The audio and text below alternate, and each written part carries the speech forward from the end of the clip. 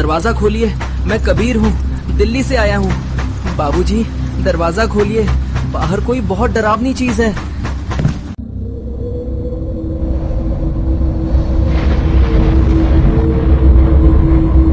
उत्तर प्रदेश के जंगलों के बीच से गुजरती हुई एक पुरानी वीरान रेलवे पटरी के किनारे बसा था एक छोटा सा देहाती गांव, धुंधपुर।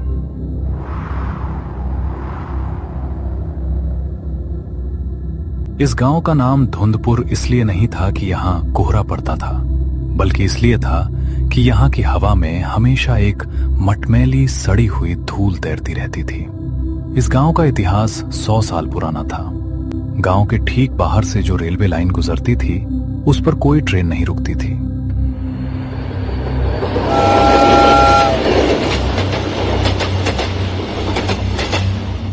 लेकिन गांव का एक ऐसा खौफनाक और अटूट नियम था जिसे तोड़ने की गुस्ताखी 3 पीढ़ियों से किसी ने नहीं की थी।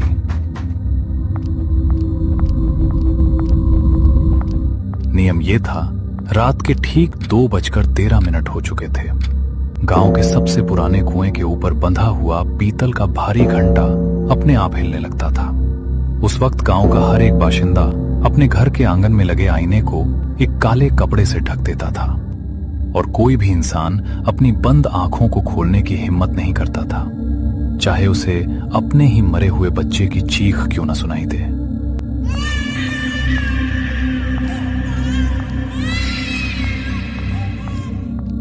अगर किसी ने उस वक्त आंखें खोल दी तो उसकी आंखों की पुतलियां हमेशा के लिए सफेद हो जाती थीं और उसका शरीर उसी सूखी धूल में तब्दील हो जाता था जो धुंधपुर की हवा में तैर रही थी।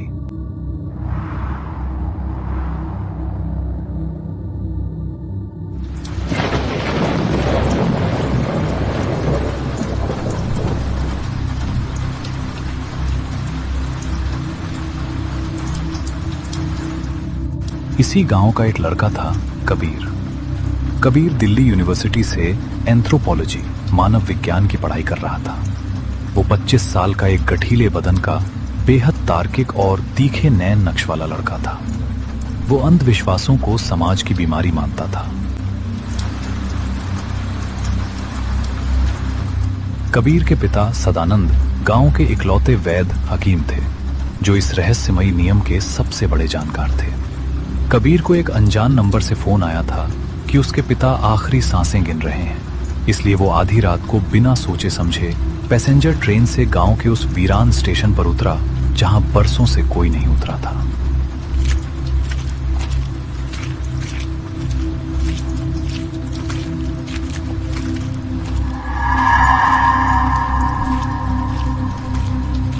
जब कबीर स्टेशन के टूटे हुए प्लेटफॉर्म पर उतरा तो उसकी कलाई घड़ी में रात के 1:45 हो रहे थे।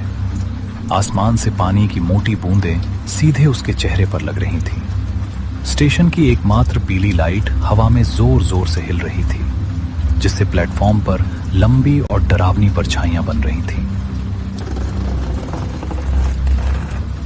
तभी स्टेशन मास्टर के कैबिन से एक बूढ़ा आदमी बाहर निकला।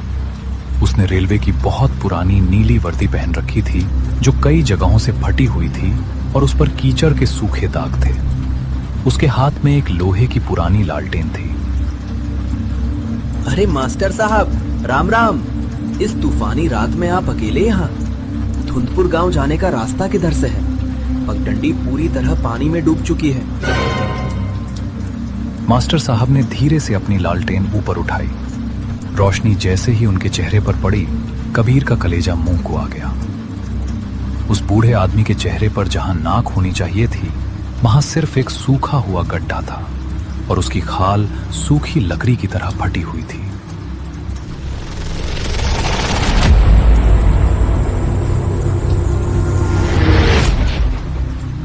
कबीर, सदानंद का खून है तू जिस रास्ते से आया है वो रास्ता तो 6 साल पहले ही बंद हो चुका था। घड़ी देख, 2 बजने में सिर्फ 15 मिनट बाकी है। आज रात धुंध अपना फेरा पूरा करने आ रही है।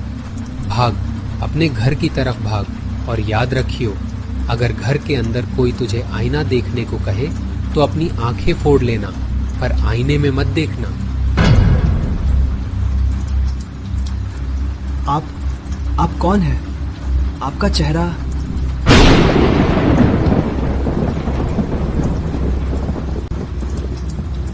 तभी एक और बिजली कड़की। उस तेज रोशनी के पलक झपकते ही कबीर ने देखा कि सामने की जगह बिल्कुल खाली थी। स्टेशन मास्टर का कैबिन पुराना और खंडहर था, जिस पर मकड़ी के जाले लगे थे। वहां कोई इंसान नहीं था।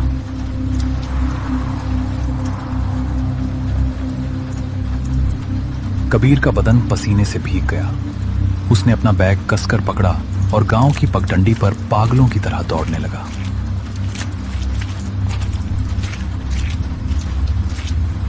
कबीर भागता हुआ अपने पुश्तैनी मिट्टी के बड़े मकान के सामने पहुंचा। पूरे गांव के घरों के दरवाजे लोहे की जंजीरों से जकड़े हुए थे। कबीर ने अपने घर के भारी लकड़ी के किवाड़ को अपनी हथेलियों से पीटना शुरू किया। बाबूजी, दरवाजा खोलिए, मैं कबीर हूँ, दिल्ली से आया हूँ। बाबूजी, दरवाजा खोलिए, बाहर कोई बहुत डरावनी चीज है। अंदर से किसी के घिसट कर चलने की आवाज आई, जैसे कोई अपने पैरों को भारी पत्थरों की तरह खींच रहा हो। फिर अचानक दरवाजे की भारी लोहे की कुंडी खुली। दरवाजा खुलते ही सदानंद ने कबीर का हाथ पकड़ा और उसे इतनी जोर से अंदर खींचा कि कबीर का घुटना मेज से टकरा गया। सदानंद ने तुरंत दरवाजा बंद किया। कमरे के अंदर सिर्फ एक मिट्टी के तेल की कुप्पी जल रही थी।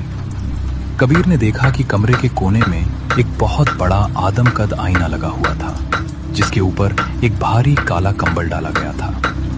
उसके पिता सदानंद कंबल के कोनों को दीवारों में कील से ठोक रहे थे। उनके हाथ बुरी तरह कांप रहे थे। बाबूजी, ये क्या पागलपन है? स्टेशन पर मुझे एक अजीब आकृति दिखी और आप यहाँ आईने को कंबल से क्यों ढक रहे हैं? आपकी तबीयत कैसी है? मुझे किसने फोन किया था? चुप कर कबीर, एक शब्द भी मत बोल। तुझे यहाँ किसने बुलाया? मैंने तुझसे कहा था ना कि जब तक मैं जिंदा हूँ इस धुंधपुर की मिट्टी पर पैर मत रखना।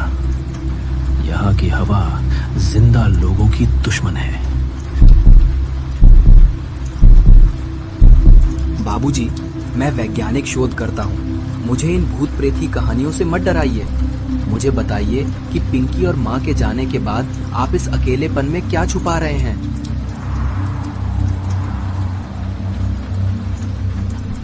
सदानंद ने झटके से मुड़कर कबीर का मुंह बंद कर दिया। उनकी आंखों में आंसू थे, लेकिन उन आंसुओं का रंग लाल था, जैसे आंखों से खून बह रहा हो।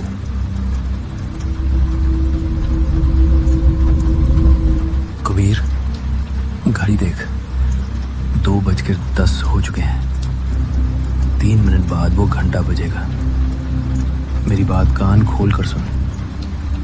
इस कमरे में चाहे जो हो जाए, इस कंबल को आईने के ऊपर से मत हटाना।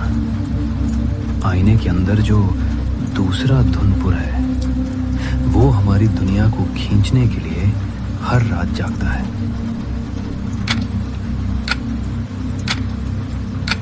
कमरे की पेंडुलम वाली पुरानी घड़ी की सुइयां जैसे ही 2:13 पर पहुंची, गांव के बीचों बीच स्थित उस पुराने कुएं से एक भारी कान फाड़ देने वाली आवाज आई।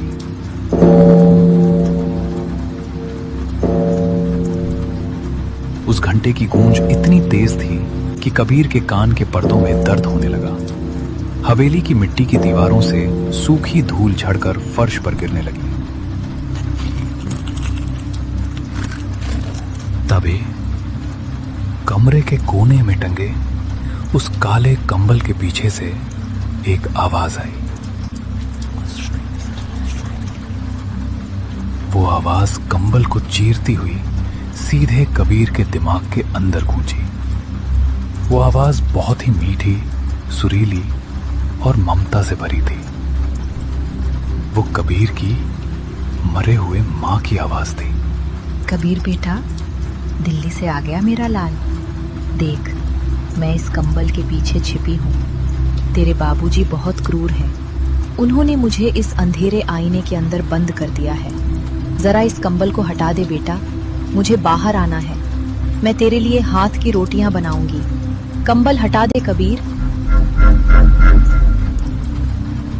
कबीर के रोंगटे खड़े हो गए। उसने अपनी मां की आवाज को साफ पहचाना। वो कदम आगे बढ़ाने लगा। माँ, माँ आप अंदर है? नहीं कबीर, आंखें बंद कर ले। ये तेरी मां नहीं है, ये आईने का छलावा है जो इंसानों के दिल की सबसे कमजोर याद को उसकी आवाज बना देता है। आप झूठ बोल रहे हैं। आपने माँ को हमेशा अंधेरे में रखा और आज भी आप मुझे उनसे मिलने नहीं दे रहे। कबीर ने सदानंद को जोर से धक्का दिया। सदानंद दीवार से टकराकर फर्श पर गिर गए। कबीर ने लपक कर उस काले कंबल का एक कोना पकड़ लिया और उसे पूरी ताकत से नीचे खींच दिया।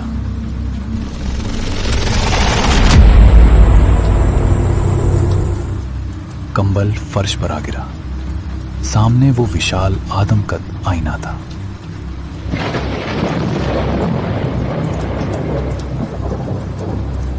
बाहर बिजली कड़की।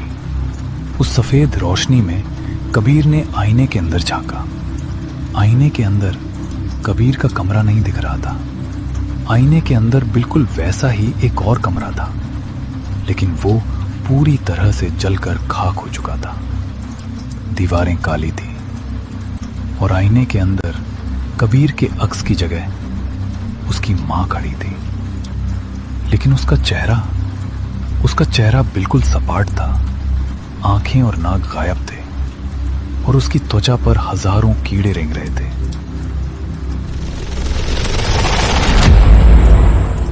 वो आकृति आईने के कांच के अंदर से कबीर को देखकर अपनी बिना होठों की उंगली से कांच को थपथपाने लगी। कबीर खौफ के मारे 4 कदम पीछे हटा। उसका पूरा शरीर थर थर कांप रहा था। उसने चिल्लाकर अपनी आंखें बंद कर ली। बाबूजी, वो माँ नहीं है, वो कुछ और है। कंबल वापस ढकिए बाबूजी।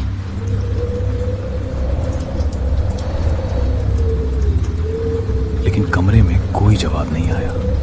चारों तरफ सिर्फ आंधी की साए साए गूंज रही थी। कबीर ने धीरे से अपनी आंखें खोली। उसने फर्श की तरफ देखा जहां उसके पिता सदानंद गिरे थे। वहां कोई इंसान नहीं था।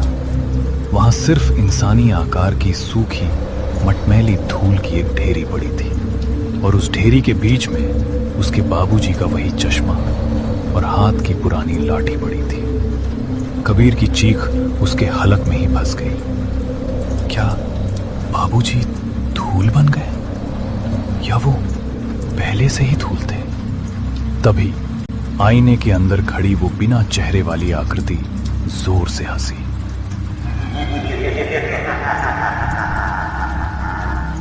वो हंसी किसी औरत की नहीं थी। वो कबीर के अपने बाबूजी सदानंद की आवाज थी। कबीर, तूने कंबल हटाकर बहुत बड़ी गलती कर दी। तू सोच रहा है कि सदानंद अभी धूल बना है। तेरे बाबूजी तो 6 साल पहले ही उसी पैसेंजर ट्रेन के नीचे आकर मर गए थे जिससे तू आज उतरा है। अंदर जिसे तू देख रहा है वो तेरी मां नहीं, तेरा अपना भविष्य है। अब जरा गौर से देख, आईने के बाहर जो खड़ा है उसकी परछाई कहाँ है? कबीर ने कांपते हुए नीचे फर्श पर बहते पानी में देखा। दिए की रोशनी पड़ रही थी। कमरे की हर मेज कुर्सी की परछाई बन रही थी, लेकिन कबीर की अपनी कोई परछाई फर्श पर नहीं बन रही थी। उसने घबराकर अपने हाथों को देखा। उसके हाथों की त्वचा धीरे धीरे सूख कर पीली धूल में बदलने लगी थी और उसकी कलाई घड़ी की सुइयां, जो अब तक 2:15 दिखा रही थीं, अचानक उल्टी घूमने लगी थी। घड़ी की सुइयां तेजी से पीछे भागते हुए वापस 2:13 पर आकर रुक गईं। और बाहर के कुएं का घंटा एक बार फिर से बज उठा। कबीर एक ऐसे भयानक टाइम लूप और साइकोलॉजिकल चक्रव्यूह में फंस चुका था जहां उसे यह भी नहीं पता था कि वो खुद जिंदा है या मर चुका है। कमरा अब धीरे धीरे धुंध से भरने लगा था और आईने का कांच बीच से चटकने लगा था। आईने की दरारें हर सेकंड बड़ी होती जा रही थी। ऐसा लग रहा था मानो दूसरी तरफ मौजूद वो जली हुई दुनिया अब इस दुनिया में घुसने वाली हो। आईने के अंदर खड़ी वो बिना चेहरे वाली आकृति अब बिल्कुल स्थिर खड़ी थी, लेकिन उसकी गर्दन धीरे धीरे तिरछी होने लगी और फिर उसने अपना हाथ उठाया। उसकी उंगली धीरे धीरे आईने की सबसे बड़ी दरार की तरफ बढ़ने लगी। धक धक धक। कबीर की सांसें रुक गईं। उसकी आंखें फटी रह गईं। वो अपनी जगह से हिल भी नहीं पा रहा था। आईने के अंदर की वो उंगली दरार को छू चुकी थी और उसी पल पूरे कमरे की रोशनी एक साथ बुझ गई। अंधेरे में कबीर ने बिल्कुल अपने कान के पास एक फुसफुसाहट सुनी। कबीर, अब तेरी बारी है। खिड़की के पार बिजली कड़की।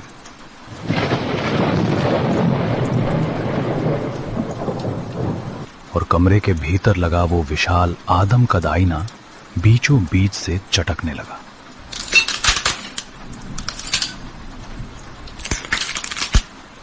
कांच की दरारें कबीर के अपने चेहरे के अक्स को दो हिस्सों में काट रही थीं। कबीर के हाथों की उंगलियों से सूखी मटमैली धूल झड़कर फर्श पर बह रहे बारिश के पानी में गिर रही थी। उसकी कलाई घड़ी की सुइयां पागलों की तरह उल्टी घूमकर वापस 2:13 पर टिक चुकी थी। बाहर कुएं का भारी पीतल का घंटा फिर गूंजा।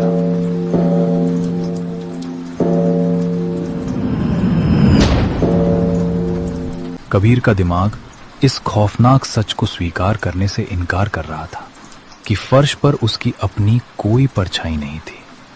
वो पागलों की तरह अपने ही हाथों को रगड़ने लगा ताकि वो खुद को ये एहसास दिला सके कि वो जिंदा है, हाड़ मांस का इंसान है। नहीं, ये नहीं हो सकता। मैं कबीर हूँ, मैं दिल्ली से आया हूँ, मैं जिंदा हूँ। ये आईना झूठ बोल रहा है। ये धूल बाबूजी की नहीं है। आईने के भीतर से वो बिना चेहरे वाली आकृति अब कांच की दरारों पर अपनी उंगलियां गड़ा रही थी। कांच के पार से सदानंद की वही दोहरी भारी आवाज फिर से गूंजी। कबीर, सच से कब तक भागेगा? तू दिल्ली से धुनपुर आया नहीं है। तू पिछले 6 साल से इसी कोठरी में बंद है। तू हर रात जागता है, हर रात इस कंबल को हटाता है और हर रात 2:13 पर इसी मिट्टी में मिल जाता है। तो इस टाइम लूप की वो रूह है जो कभी आजाद नहीं हो सकती। कबीर ने अपने दोनों हाथों से अपने कान बंद कर लिए। उसे अचानक कुछ धुंधली यादें आने लगीं। उसे याद आया कि 6 साल पहले जब वो दिल्ली से अपने माता पिता के अंतिम संस्कार में शामिल होने के लिए इसी पैसेंजर ट्रेन से आया था, तब रास्ते में एक बड़ा हादसा हुआ था।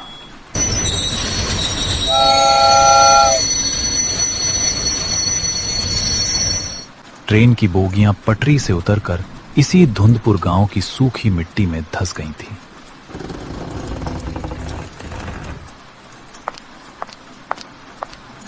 कबीर, ओ कबीर, किवाड़ खोल बेटा।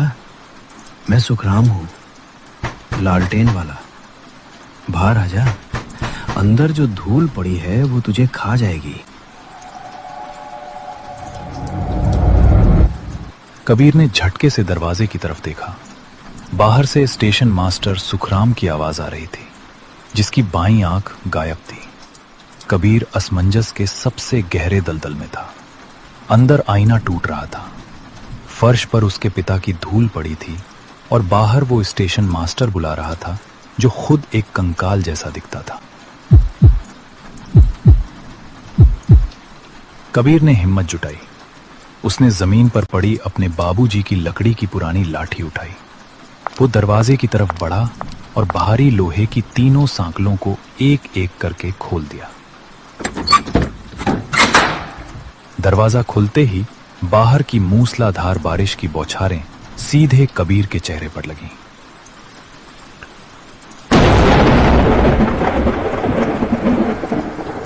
सामने आंधी के बीच सुखराम अपनी पीली लालटेन लिए खड़ा था, लेकिन इस बार लालटेन की रोशनी में कबीर ने नीचे देखा।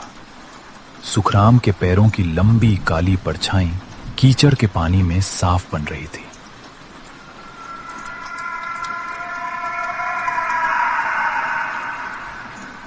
भाग कबीर, इस कोठरी से बाहर निकल। तेरे बाबूजी ने मरते वक्त इस आईने पर जो काला कंबल बांधा था वो कोई अंधविश्वास नहीं था।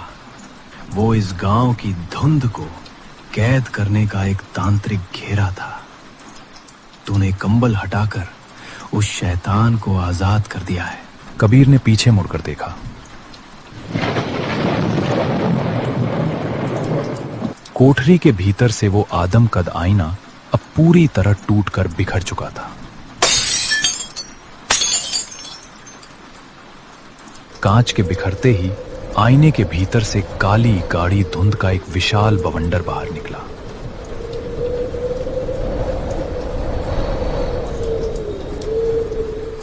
उस धुंध के भीतर हजारों बिना चेहरे वाले सफेद साए तैर रहे थे, जिनकी पीली आंखें कबीर को घूर रही थीं।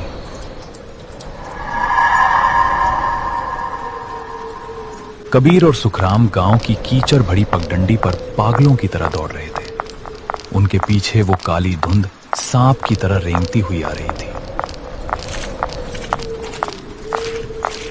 जिस भी पेड़ या झाड़ी को वो धुंध छूती, वो तुरंत सूखकर पीली मिट्टी में तब्दील हो जाता।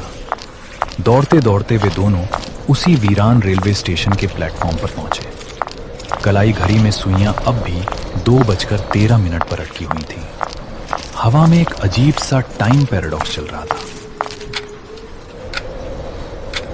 काका, मुझे सच बताओ, मैं जिंदा हूं या मर चुका हूं?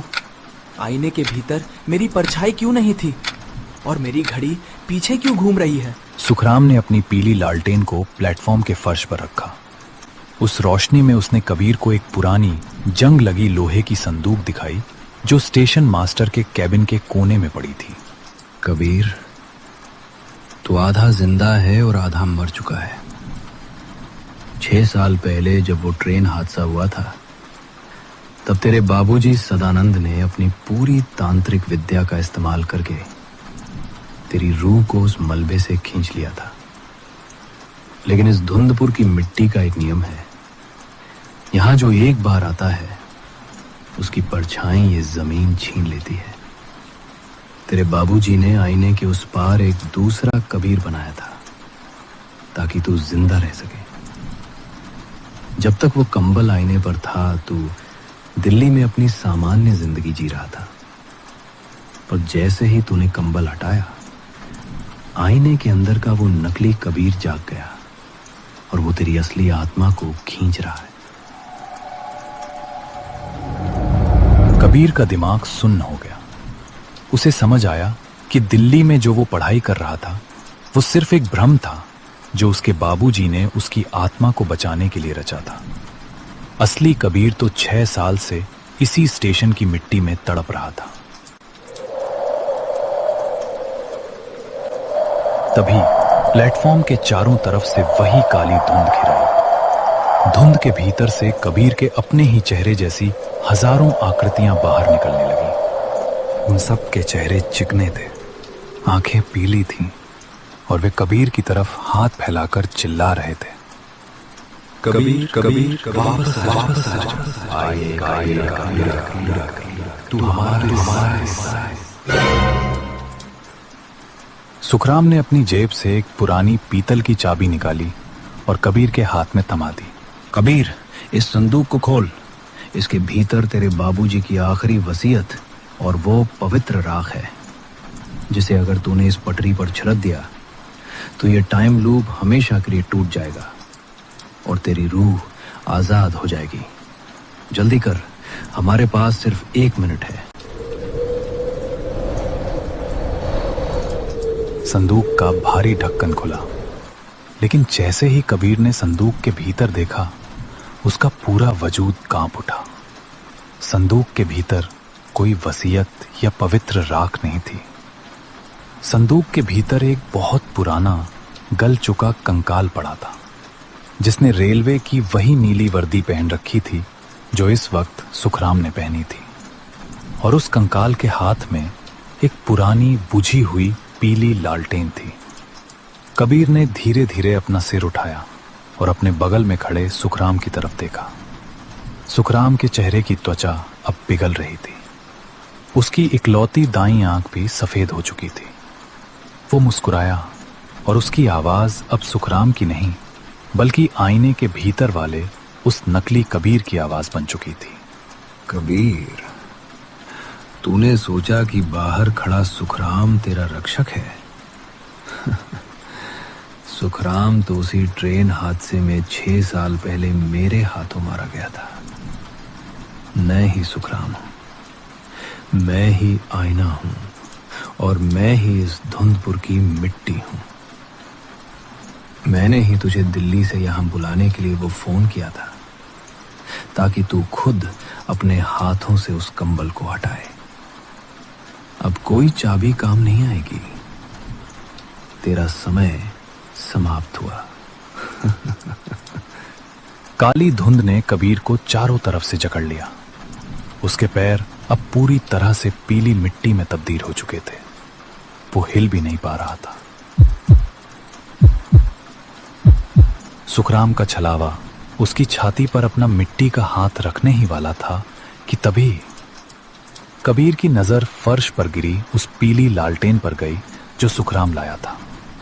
भले ही सुखराम एक छलावा था, लेकिन वो लालटेन असली थी, जिसके भीतर मिट्टी का तेल भरा था।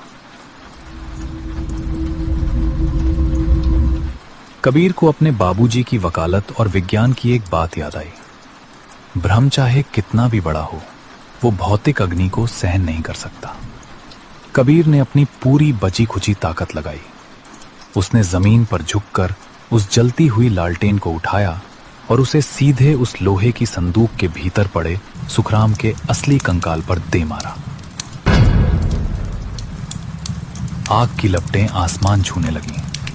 जैसे ही सुखराम का असली कंकाल उस पवित्र अग्नि में जलने लगा, पूरा धुंधपुर गांव एक भयानक चीख से गूंज उठा। वो नकली सुखराम, वो काली धुंध और वो हजारों बिना चेहरे वाले साए सब के सब उस आग की तपन से पिघलने लगे। उनका वजूद हवा में भाप बनकर उड़ने लगा। कबीर की कलाई घड़ी का कांच टूट गया और उसकी सुइयां, जो 6 साल से 2:13 पर अटकी थीं, अचानक तेजी से आगे बढ़ने लगीं। 2:14, 2:15, 2:30, 3 बजे, 4 बजे और सुबह के 5 बजे बज गए। जब कबीर की आंखें खुलीं तो आसमान में सूरज की सुनहरी किरणें बिखर रही थीं। मूसलाधार बारिश खत्म हो चुकी थी। ताजी हवा चल रही थी। कबीर स्टेशन के उसी टूटे हुए प्लेटफॉर्म पर लेटा था, लेकिन इस बार उसके हाथ पैर बिल्कुल ठीक थे।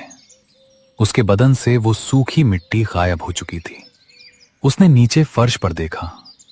सूरज की रोशनी में उसकी एक साफ, लंबी और गहरी काली परछाई बन रही थी। वो पूरी तरह आजाद हो चुका था। टाइम लूप टूट चुका था। सामने वो रेलवे स्टेशन अब कोई खंडर नहीं था, बल्कि एक पुराना, शांत देहाती स्टॉप था। कबीर उठकर खड़ा हुआ। उसने देखा कि प्लेटफॉर्म के किनारे एक छोटा सा समाधि स्थल बना था, जिस पर उसके बाबूजी सदानंद और मां का नाम लिखा था। उन्होंने अपनी जान देकर कबीर की रूह को इस मिट्टी के शैतान से बचा लिया था। कबीर ने अपनी जेब में हाथ डाला। उसकी उंगलियों से कुछ टकराया। उसने बाहर निकाला तो देखा कि उसके हाथ में एक सूखा हुआ नीम का पत्ता और एक मुट्ठी साफ सफेद राख थी, जो इस बात का सबूत थी कि जो कुछ भी हुआ वो कोई सपना नहीं था। दूर से एक नई पैसेंजर ट्रेन के आने का हॉर्न गूंजा। कबीर ने मुस्कुराते हुए अपने माता पिता की समाधि को प्रणाम किया और ट्रेन की तरफ बढ़ गया, ये जानते हुए कि धुंधपुर का वो आखिरी फेरा अब हमेशा के लिए शांत हो